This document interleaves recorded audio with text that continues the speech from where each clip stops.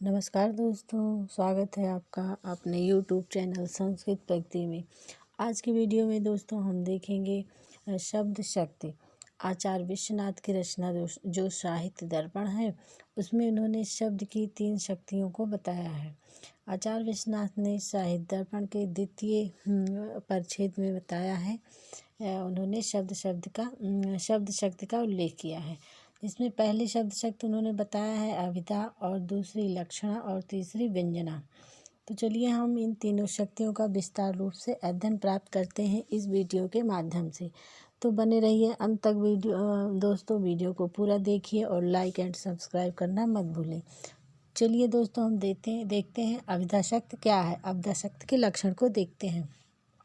तो अभिधा शक्ति है तत्र संकेतार्थस्य बोधनात् ग्रीमाभिधा।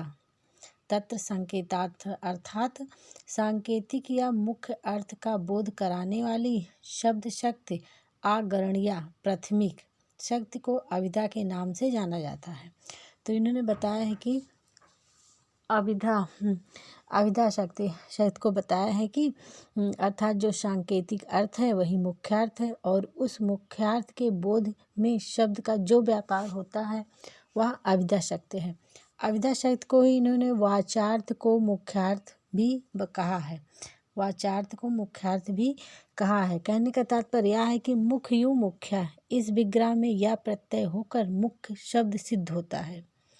मुख्य यू मुखिया में या प्रत्यय होकर मुख्य शब्द सिद्ध होता है। जैसे शरीर के अंगों में मुख सबसे पहले आता है, मुख शरीर में सबसे पहले मुख आता है, और मुख से जो आवाज़ निकलती है वाचार्थ को ही मुख्यार्थ कहा गया है।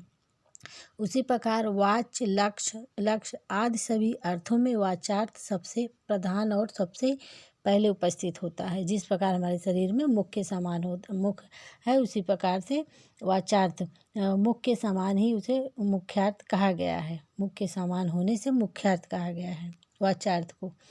इस मुख्यार्थ का बोधन कराने वाले जो शब्द व्यापार होते हैं उसी को अभिधा शक्ति कहते हैं। चलिए हम दूसरी शब्द शक्ति देखते हैं, लक्षणा शब्द शक्ति। लक्षणा शब्द शक्ति मुख्यार्थ बाधे तदुक्त ते यया अन्यो अर्था प्रतीयते रूढ़े प्रयोजना द्वासो लक्षणा शक्तिर्पिता। अर्थात मुख्य अर्थ का बोध होने पर तथा उस मुख्य अर्थ से युक्त संबंध रूढ़ी अथवा प्रयोजन से जिसके द्वारा अन्य अर्थ की प्रतीत होती है उसे लक्षणा कहते हैं। कहने का तात्पर्य है कि मुख्य अर्थ का बाध होने पर तथा उस मुख्य अर्थ से युक्त संबंध रूढ़ी प्रयोजन जिसके द्वारा अन्य अर्थ की प्रतीत होती है उसे लक्षणा कहते हैं। यह शक्ति अर्पित अर्थात कल्पित गौण है। इस कारिका में लक्षणा के 4 कारण बताए गए हैं, जिससे मुख्य कारण मुख्य अर्थ का बाध और उसके साथ लक्षणार्थ का संबंध, रूढ़ी और प्रयोजन। इनमें से प्रथम 2 या सर्वत आवश्यक है, पिछले 2 में से किसी एक का होना रूढ़ी या प्रयोजन का होना आवश्यक है। तो रूढ़ी लक्षणा के 2 भेद हैं, उपादान लक्षणा और लक्षण लक्षणा। तो गंगाया घोषा यह उदाहरण जो आता है वह उसमें यह उदाहरण लक्षणा से तटरूप अर्थ का बोध होता है, जैसे लक्षणा का है। और कलिंग साहस जो उदाहरण है यह हो गया प्रयोजनवती का।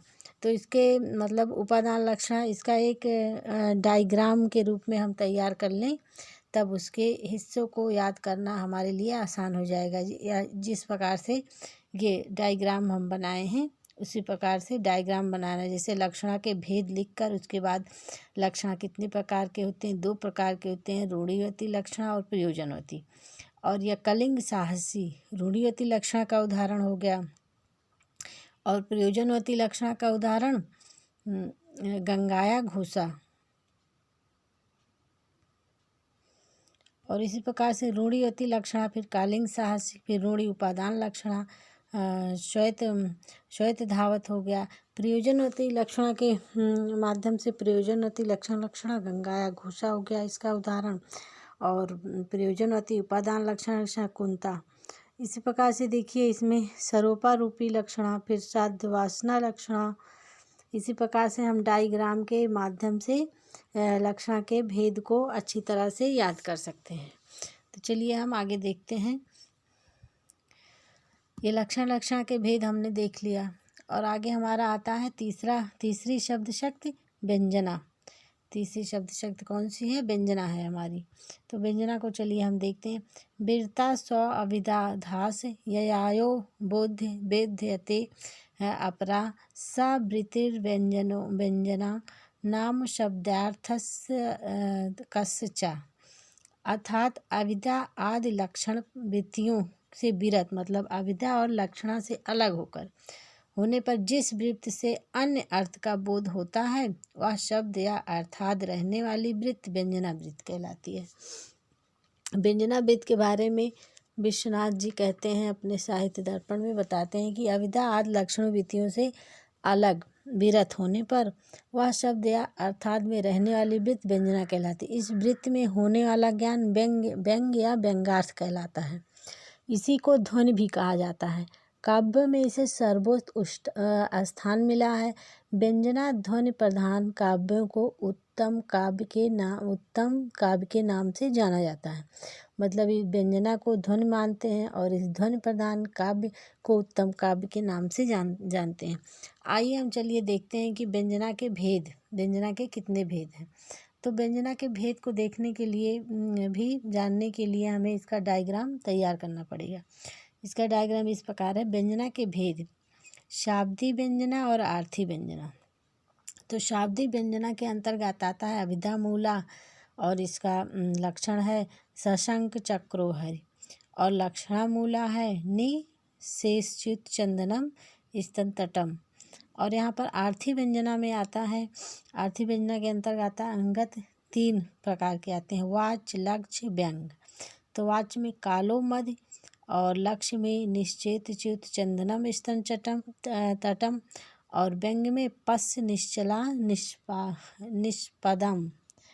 तो इस प्रकार से हमने शब्द शक्तियों तीनों शक्तियों को का मूल रूप से अध्ययन किया। और इसमें व्यंग्यार्थ वाचार्थ की तरह नियत नहीं होता है व्यंजना शक्ति में, अपितु वक्ता के प्रकरण आदि के अनुसार अनियत होता है। जैसे गतो अस्त अर्क, इसका उदाहरण है का सीधा वाक्यार्थ सूर्य छिप गया, किंतु प्रकरण आदि के अनुसार वक्ता और श्रोता के अभिप्राय से भिन्न अर्थ भी हो सकता है। तो दोस्तों, आज के वीडियो में हमने शब्द शक्ति को देखा। कल के वीडियो में हम विश्वनाथ की रचना साहित्य दर्पण के रस रूपक आदि का पूरी तरह से अध्ययन करेंगे मतलब कल के टॉपिक में। आज की वीडियो में बस यहीं तक। तो दोस्तों, हमारा यह वीडियो देखने के लिए, हमारे साथ बने रहने के लिए आपका बहुत बहुत धन्यवाद।